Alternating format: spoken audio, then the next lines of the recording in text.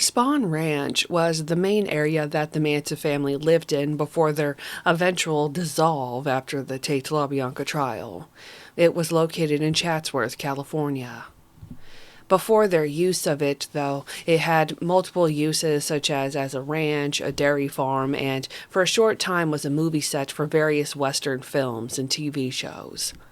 By the time the Manson family decided to use it, the owner, George Spahn, had set it up to rent horses, and it was pretty much dead.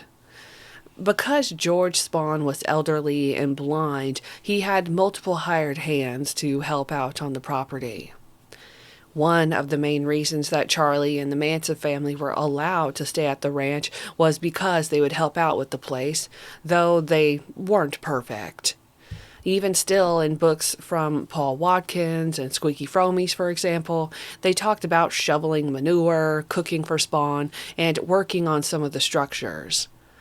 Even still, there were people who didn't tolerate or like the Manson family at Spahn Ranch because they brought trouble.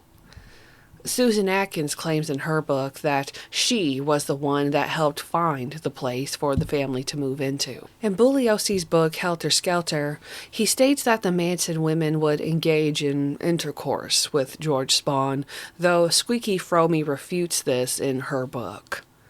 After the Tate LaBianca murders, Spahn Ranch was raided by authorities in what was one of the largest raids in California history for its time.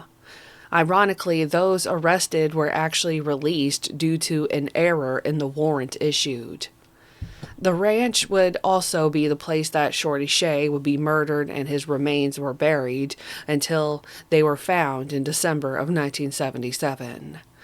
In 1970, Spahn Ranch burned down after a wildfire called the Clampett Fire broke out. George Spahn himself passed away in 1974.